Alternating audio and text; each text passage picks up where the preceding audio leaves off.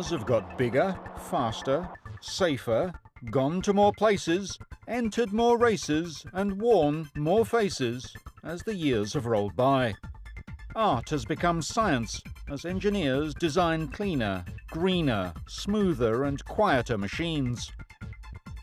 Inventors invented, engineers engineered, and the motorcar became a fixture of a fast-moving world. Roads have joined cities, and cities have sprung up along roads.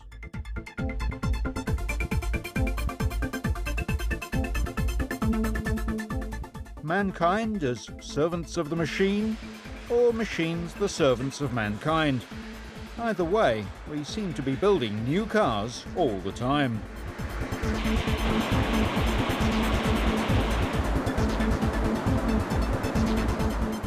Precision movements, perfect harmony, running like a well-oiled machine.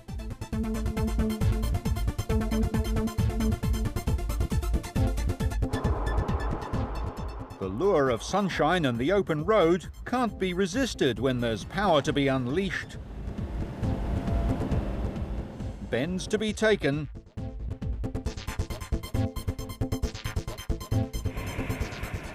hills to be climbed, deserts explored, and rivers crossed just because they're there.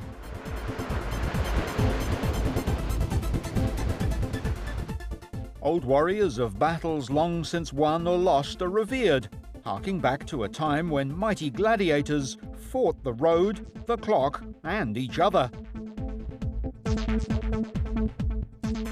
For now, a new generation of heroes in fantastical machines will do the same, harnessing today's screaming demons of speed and measuring their victories and defeats in fractions of a blink. They will go to faraway places and hold their races just as their fathers and grandfathers have done before them. And winning isn't everything, it's the only thing, even if no one's watching.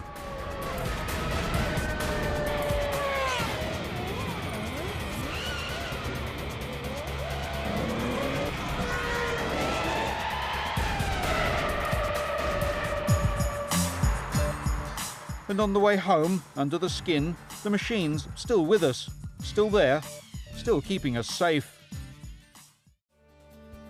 In this program, we explore the road less travelled and the vehicles that travel it.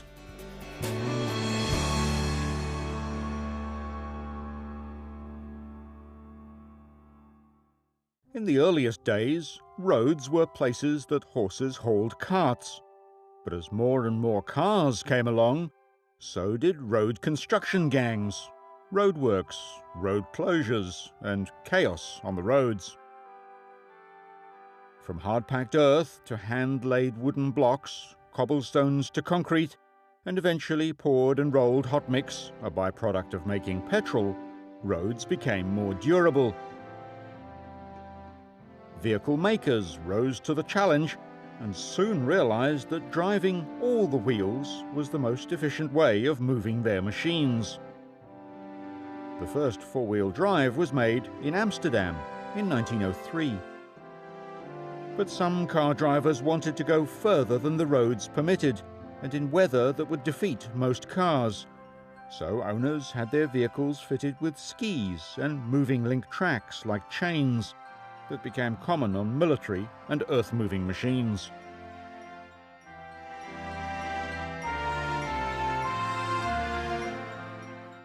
One of the first four-wheel drive systems was designed for a steam engine before cars were even invented, but the robust all-wheel drive truck built by Marmon Harrington was quickly adapted to military use. Explorers and commercial interests saw improved all-terrain vehicles as the way to conquer vast and inhospitable areas like the Sahara Desert. Caravans of camels would soon be sharing the desert with convoys of wheeled vehicles, though the camels would sometimes be needed to free vehicles trapped by the shifting sands.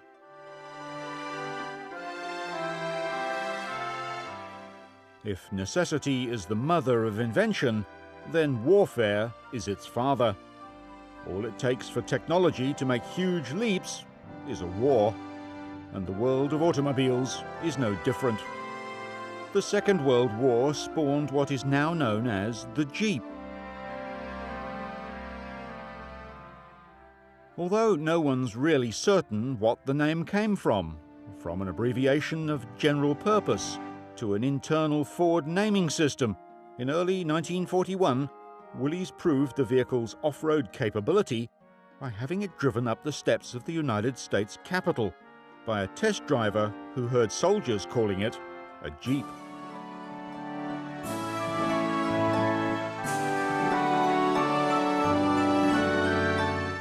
Small, rugged, cheap, and seemingly indestructible, it prompted dozens of imitators and variations from just about every manufacturer.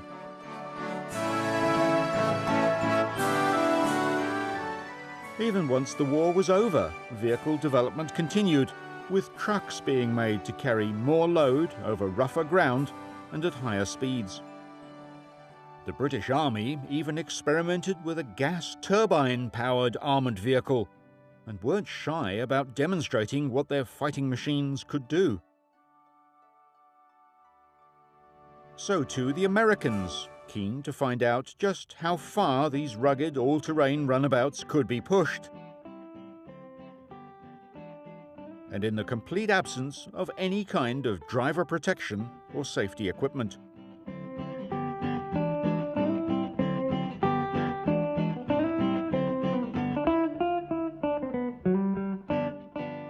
And after the war, when there were lots of surplus Jeeps left at the end of hostilities, keen drivers did what comes naturally. They raced them.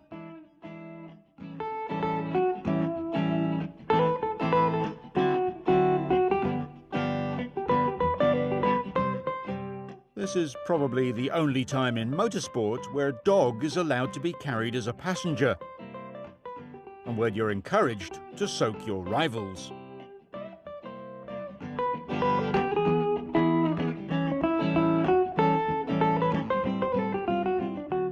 Even with humans aboard, the result is the same.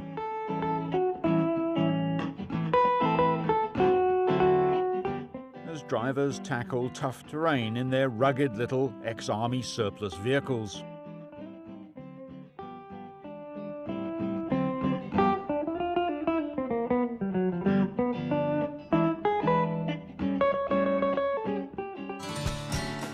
"50 years on, and the original Jeep has grown up and become more civilized for a civilian role, but the off-road capability and the dirty ambitions are still there.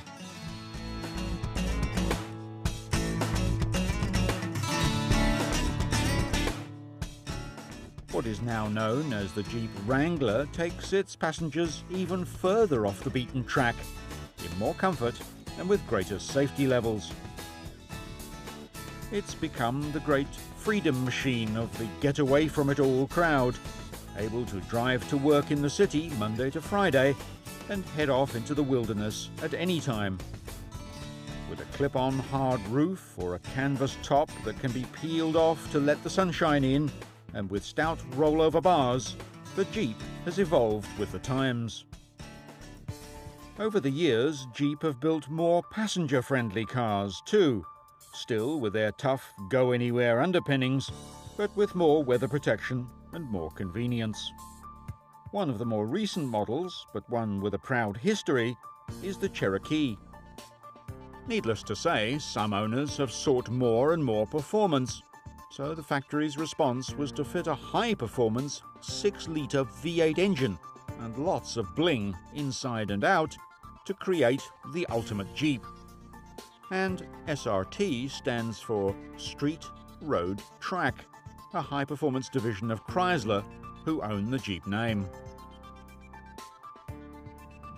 For those that don't need quite that much performance, there's always the standard Cherokee that combines most of the comfort and convenience of a modern car with the go-almost-anywhere capabilities of all-wheel drive.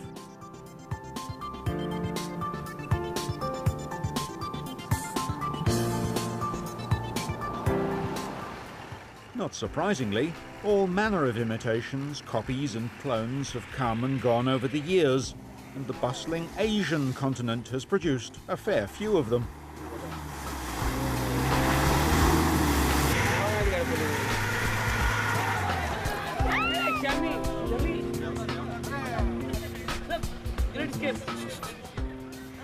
A series of rallies in India attract hundreds of competitors every year, who tackle a route usually made tougher by sudden monsoon rains or choking dust in cars which aren't exactly state-of-the-art racing machines.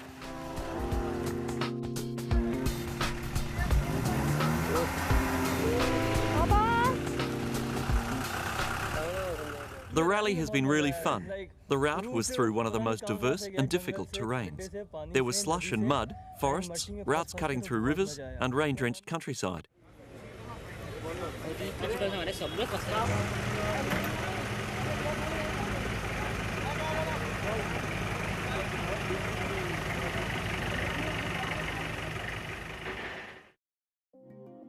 Over in England, and having seen how useful the Jeep was in wartime, the Rover car company designed and built the first Land Rover in a little over 9 months in 1948.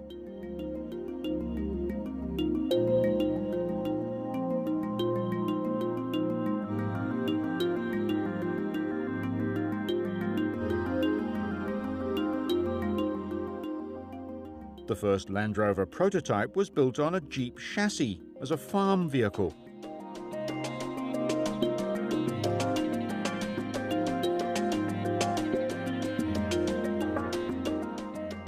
The metal's resistance to corrosion gave the vehicle a reputation for longevity in the toughest conditions.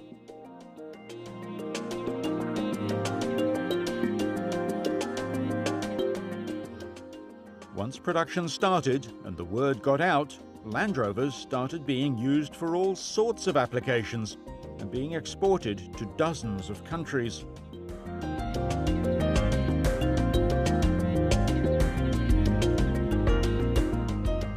At one stage, it was estimated that 3/4 of all Land Rovers ever built were sold outside Britain.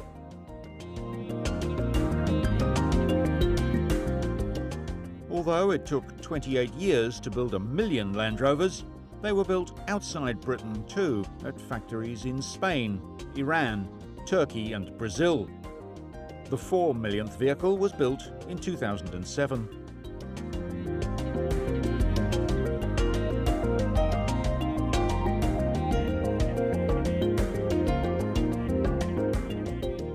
Like tractors, some Land Rovers had extra power takeoffs to drive implements like this pneumatic chainsaw or a generator.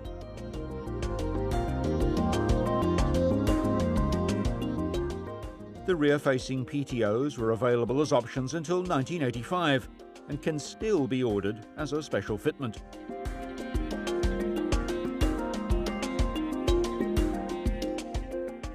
The British Army used Land Rovers in many guises for decades, and the elite Special Air Service had unique, secret modifications carried out on their vehicles.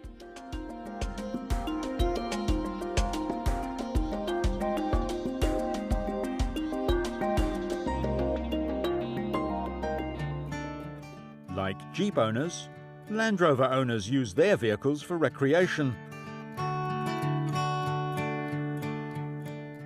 Though the British have a different idea of motorsport.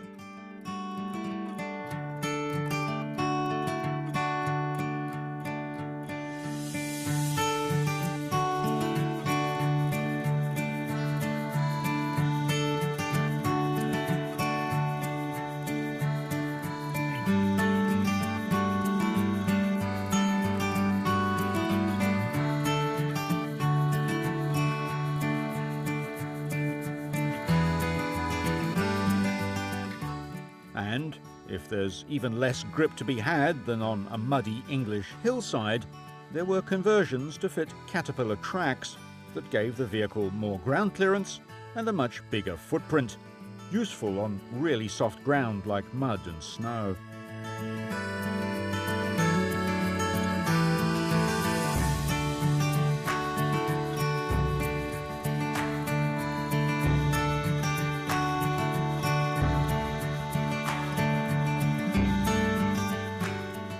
Another variation of the long-suffering Land Rover was called the road railer.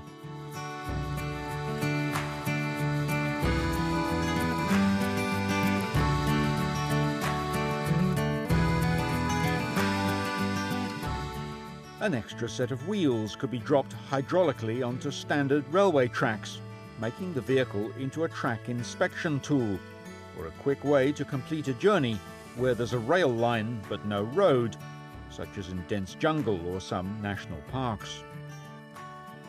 These vehicles demonstrated quick acceleration compared to small locomotives and were used for lightweight shunting in rail yards.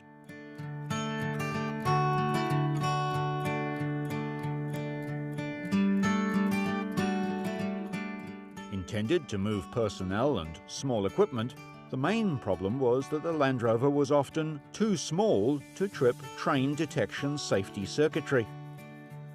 The idea hasn't gone away though, and there are still a few late-model Land Rovers equipped for a life on the rails.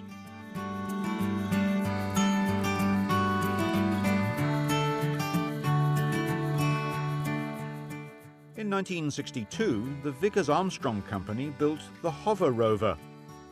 Vickers had started hovercraft development in 1961, and the Hover Rover was developed beside their first big hovercrafts. Technically a cushion craft, the Hover Rover was developed to minimize ground pressure, allowing the vehicle to cross sensitive ground such as freshly sown fields that needed to be sprayed with fertilizer or insect repellent. The main problem was that it required two engines, vastly reducing the vehicle's carrying capacity. Although the hover cushion supported much of this extra weight, it was still a problem for use on the road when the skirt was raised up.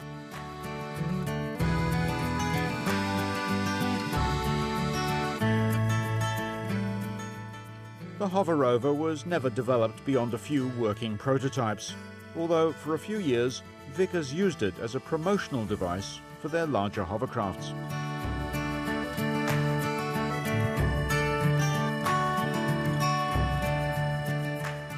But despite its wide appeal, tough and rugged reputation, and dozens of applications, Land Rover fell on tough times, along with the rest of the British car industry. Ownership of the iconic name passed from pillar to post, and in 1994, Land Rover was taken over by German carmaker BMW. 6 years later, having spent millions to introduce new models, new technology, and improved quality, the Germans admitted defeat and sold the landmark company to Ford for €3 billion.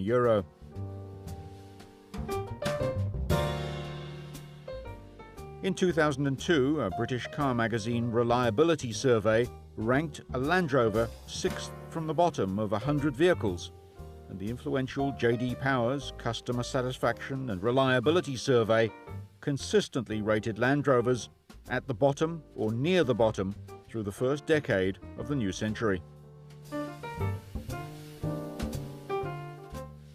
So it came as no big surprise when Ford sold Land Rover, and the prestigious Jaguar brand with it, to Tata Motors of India in 2008.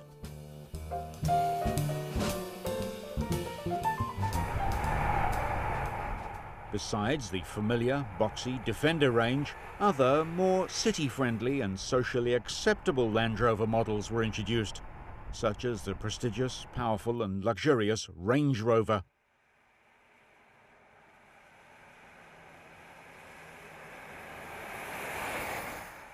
First seen in 1970, the Range Rover, popular with well-heeled British celebrities, is often seen as the quiet achiever of the range.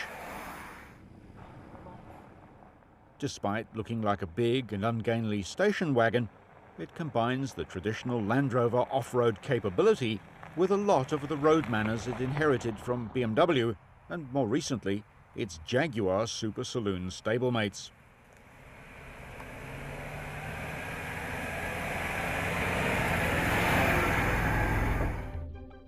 Inside, it's like a stately English home, or one of those exclusive London gentlemen's clubs. The pale leather furniture and subtle wood trim look, feel, and even smell expensive, and they are. Modernity comes in the form of TV screens in the headrests, electronically adjustable four-wheel drive, and a reversing camera, but the versatility's still the same.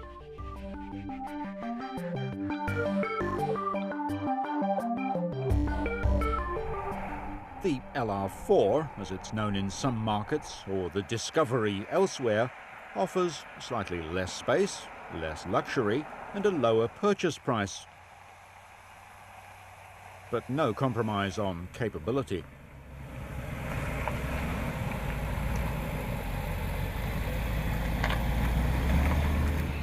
It was introduced in 1989, and early Discoveries were widely criticised for glaring quality control failings.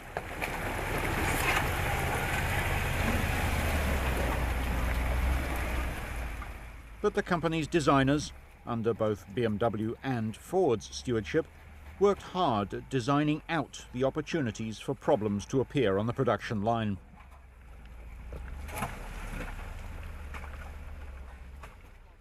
At the same time, they've kept Land Rover's hard-won reputation as a world-class off-road machine.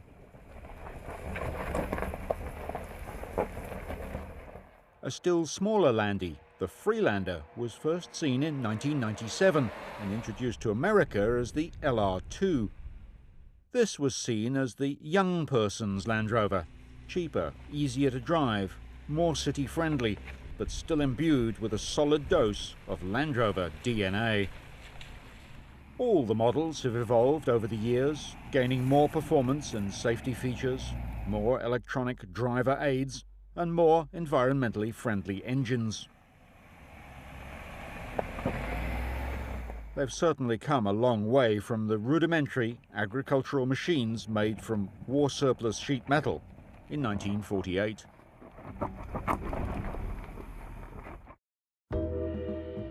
Just as the Jeep was born out of a vehicle originally developed for the military, so too has the vehicle now known as the Hummer evolved from a military specification truck.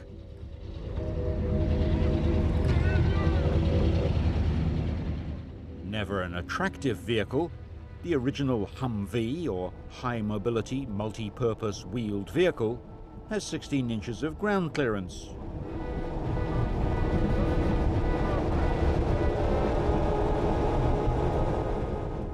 There are at least 17 variants of the Humvee in service with the United States Armed Forces.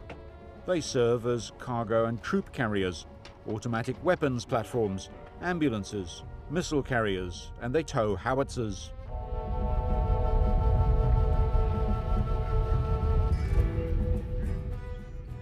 However, their large size has made them unpopular with troops in areas with narrow roads and mountain passes.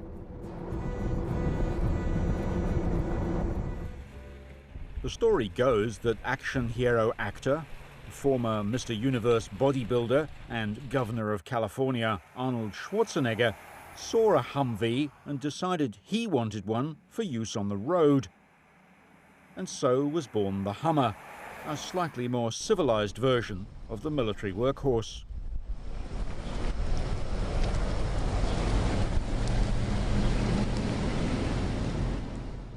The big, wide, heavy, thirsty, cramped, but immensely capable H1 off-roader sold surprisingly well in America, but in small numbers elsewhere.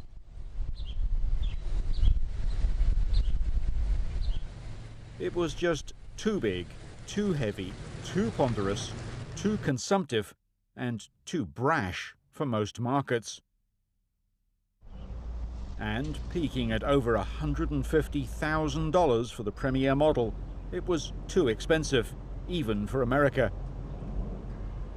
And after 14 years, production ceased in 2006.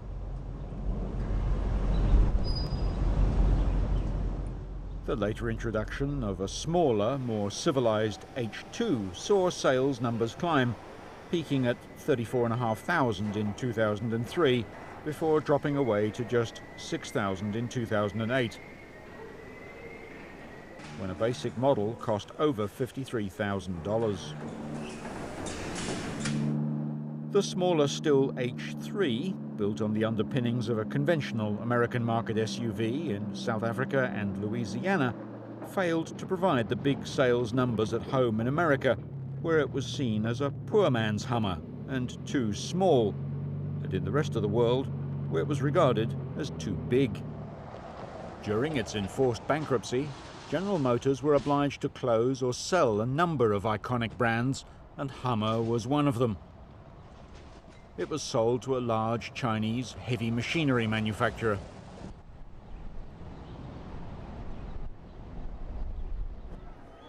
Away from the world of big, heavy trucks and military-derived vehicles, a very special breed of racing driver was using a very special breed of racing car to get out into the countryside.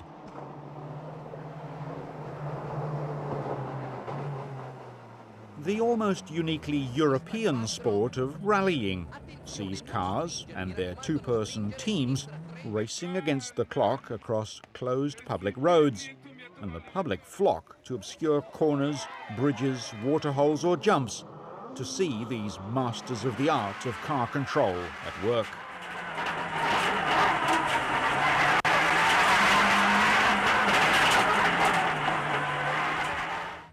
The cars they drive vary immensely, from barely modified, humble family runabouts to heavily modified, fire-breathing monsters or hand-built one-off prototypes, lovingly assembled by factory-backed teams with the sole intention of winning world championships. Almost every manufacturer has used rally competition to generate publicity, for they used to say that what wins on Sunday sells on Monday. This is no longer true, but the fast, tough and challenging nature of rallies does demonstrate a car's strength and durability.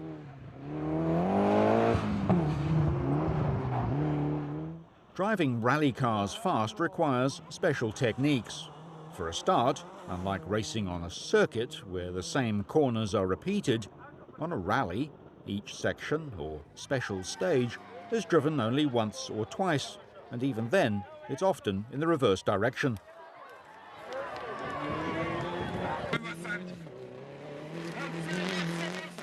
The driver has a co-driver or navigator who has a series of notes which are read aloud to the driver, who must decipher the instructions as well as drive the car on the very brink of disaster.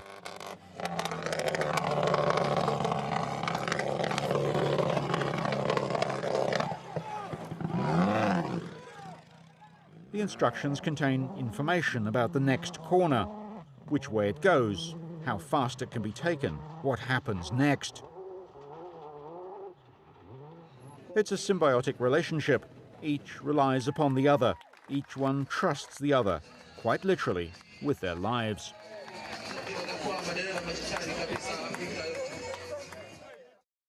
Undoubtedly one of the world's favourite rally cars, the Mitsubishi Lancer has been raced by homegrown hero privateers and more professional rally teams for years.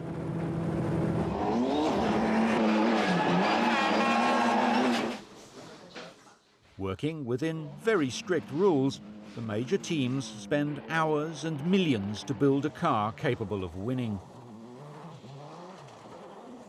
Then they employ the very best technicians and drivers to bring the car home at events all over the world.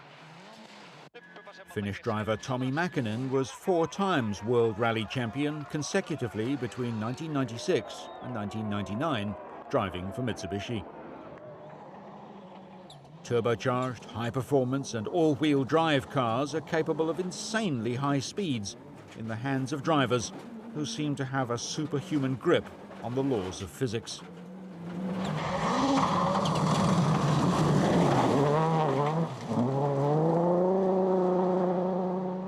Just as successful, and the Lancer's bitter rival, has been Subaru's Impreza WRX. Scotsman Colin McRae in 1995, Englishman Richard Burns in 2001, and Norwegian Petter Solberg in 2003 all won the World Rally Championship Drivers' title with the World Rally Impreza. Of the three, only Solberg is still alive.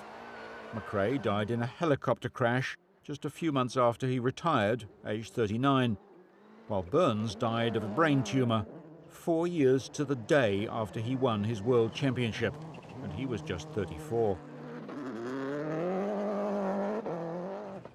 Like the Mitsubishi, the Subaru is a hugely powerful car, despite having only a 2-litre 4-cylinder engine. Its rally successes have given the much less powerful road car almost cult status.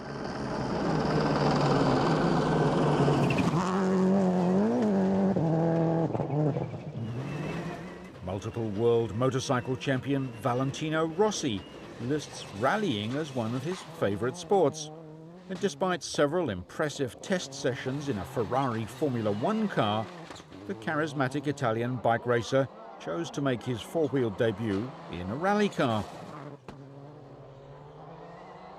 Despite getting a fair bit of practice on a simulated course at home in Italy, watched by his impressively large and loyal band of dedicated fans, and with input from rally greats like Colin McRae, Valentino's first event, the notoriously difficult, cold, wet Rally of Wales, saw him slither off the track into a ditch and out of the event.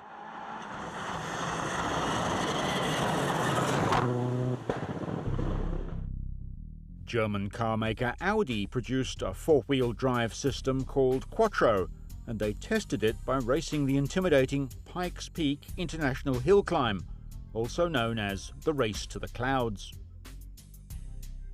The event, which began in 1916, is an annual automobile and motorcycle hill climb to the summit of Pikes Peak in Colorado.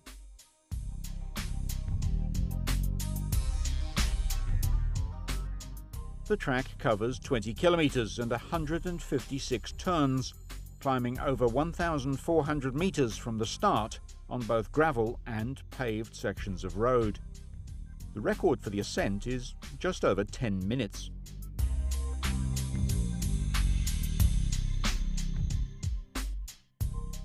The boxy little Audi S1 went on to race with distinction in sports car events, endurance events and rallies around the world, and gave rise to a whole generation of racers, which also included multiple wins in the German touring car class and eventually the 24 Hours of Le Mans.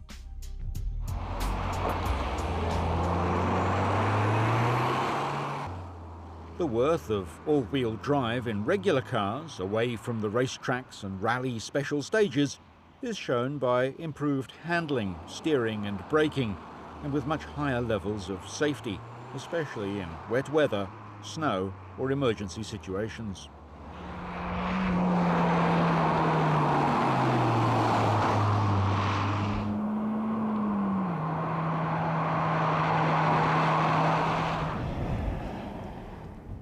But for those who don't need to get to the very ends of the earth, but do need to get across town or to the shops, there's a new breed of all-wheel drive.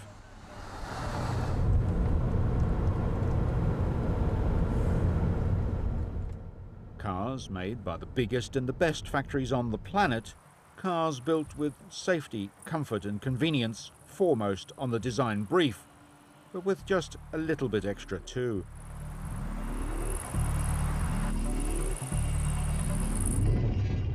These are the so-called soft-roaders, cars which might not climb every mountain, but they'll certainly get you to the base camp.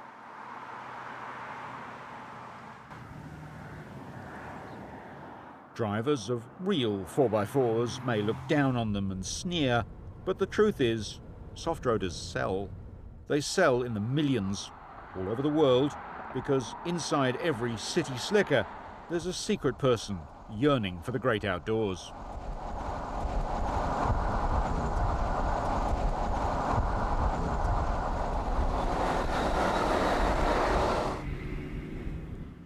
Perhaps not surprisingly, Audi have given us an all-roads capable model for years, fitted with variations of their clever Quattro system.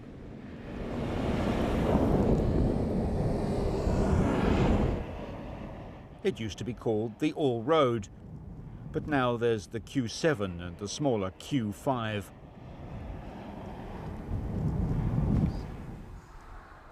Luxury cars with every modern safety feature. Smooth, quiet and relaxing, no matter where you drive.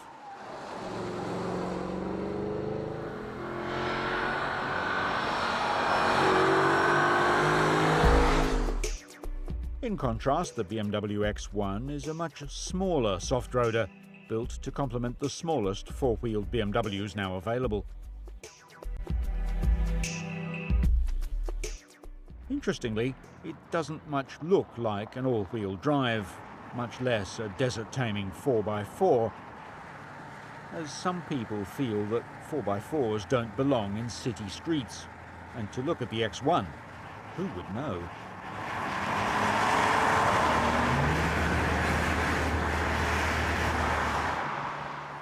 Most of the time it looks, drives, feels, rides, starts, steers and stops like a regular car. But when you want to reach that distant fishing spot or need to cross a pasture to feed the horse, the versatility of the littlest Beamer shines through.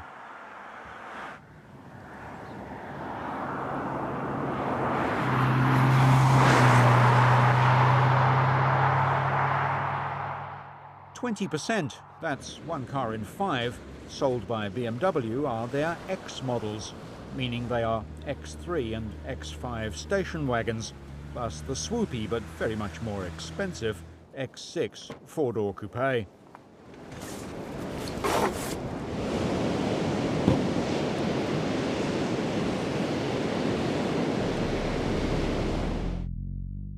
Volvo's XC60 has that same station wagon on stilts look and gets away with it because Volvo has a huge reputation for being safe, solid, reliable, sturdy and boring.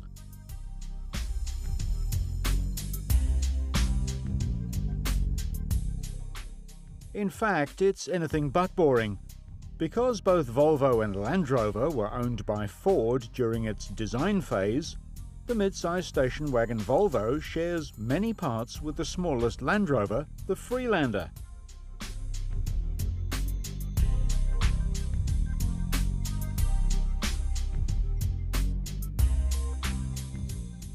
Happily, the Volvo escaped the quality control gremlins that plague Land Rover and boasts very high customer satisfaction levels.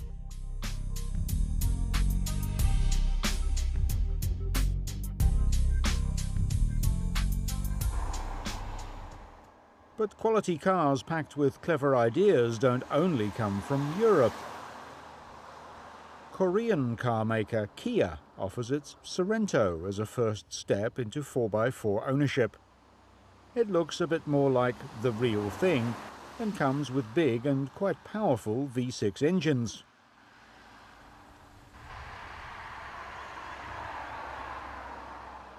Since its introduction in 2003, Kia have steadily refined the Sorento, and it now boasts a 5-star safety rating, the highest available for all passengers in the event of a crash.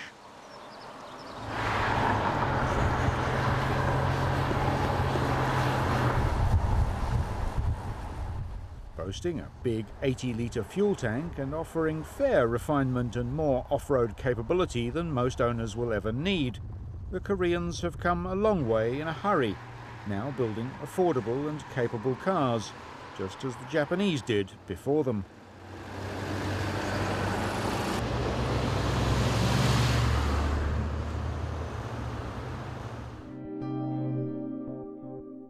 During the Second World War, an Australian named Ben Carlin saw an amphibious Jeep and decided it should, theoretically, be possible to drive and sail around the world in just the one vehicle.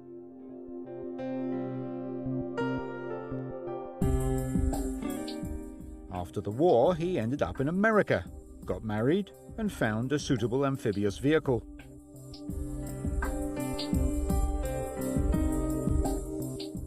The couple added a more boat-like prow, a cabin, and a bigger fuel tank to make it half safe, and set off across the Atlantic in 1950 eventually reaching Morocco.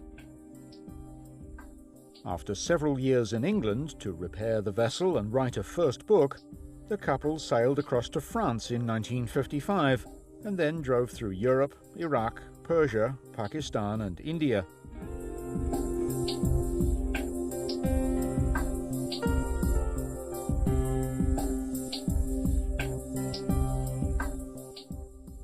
They shipped the Jeep from Calcutta to Perth so they could tour Australia, including a visit to Guildford Grammar, Ben's old school. The Jeep was then returned to Calcutta so that it could resume the circumnavigation under its own power. Ben sailed to Burma and drove overland to Thailand, Cambodia and Vietnam, then sailed to Japan via Hong Kong and Taiwan. Leaving Japan, he set out on the long last ocean leg to Alaska. On May the 13th, 1958, the Jeep finally drove into Montreal, where the project had started. It had covered 9,600 nautical miles by water and 39,000 miles over land, by Carlin's reckoning. The book of the second half of the trip was not published until 1989, 8 years after Carlin's death. Half-Safe is now at Guildford Grammar School and has been beautifully restored and is on show in a special glass-walled garage.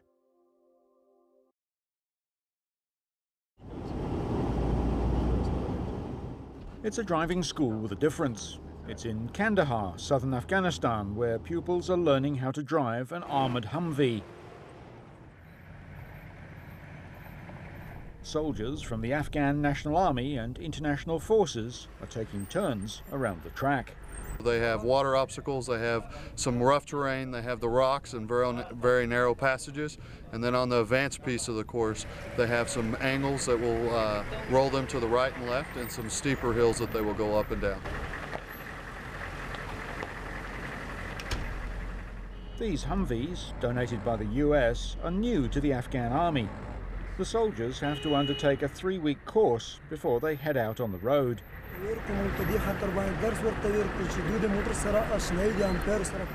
When we start our lessons, the first step is to introduce the soldiers to the vehicle, then to the driving, the different switches in the vehicle, the radio and the gears. For some of these students, it's not just their first time driving a Humvee, it's their first time behind the wheel. They haven't driven anything before. The clutch, operating something with a clutch, it always lurches, and it's comical sometimes. With the Humvee, it's because it's so wide. They'll drive through a gate or something and inevitably scrape off the other side, you know, because it's so wide. We can have some fun out here, but hopefully without tearing up too many vehicles. What is now regarded as the world's toughest race started out as a winter holiday jaunt for a group of friends.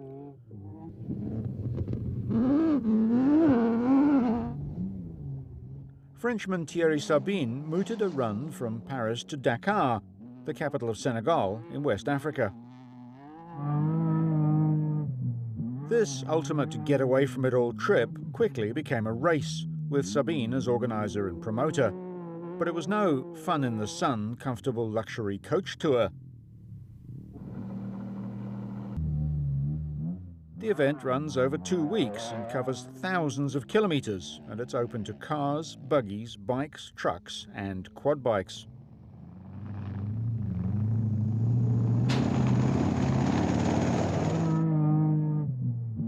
As the streets of Paris and also regional France became unable to host an event of this size, the start venue moved around and was more recently in Spain or Portugal. A few times the end wasn't in Dakar either. Once it went all the way to Cape Town, another time to Egypt.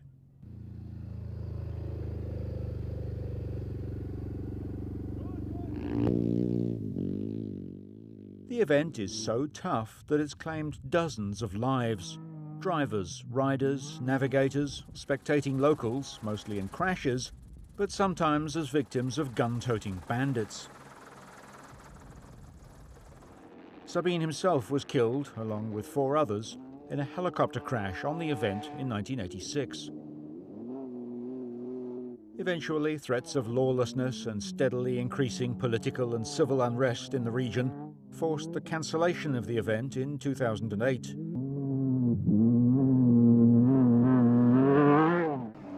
For 2009, the entire event was successfully relocated from North Africa to South America and looks likely to stay there.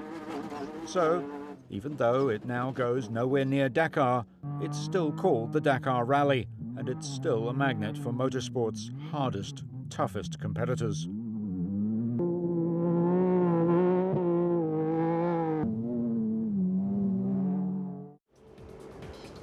Female racer Jutta Kleinschmidt first rode the Dakar Rally on her motorbike, merely as a spectator.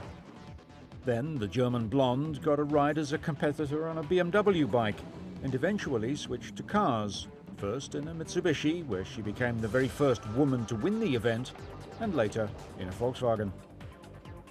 She and her teammates, which have included former World Rally champion Carlos Sainz, have steadily developed their Volkswagen Touareg racer into a serious contender for victory, even if it looks nothing like the road-going vehicle that customers can buy in dealers' showrooms.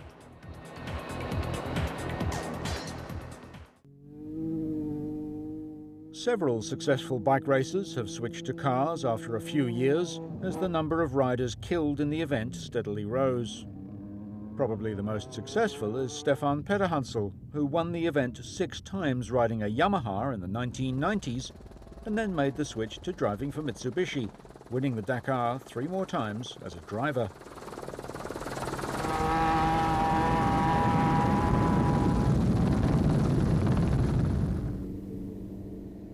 For racers of this kind of event, the rougher, the hotter, the longer and the more remote, the better. They really do want to get far from the maddening crowd.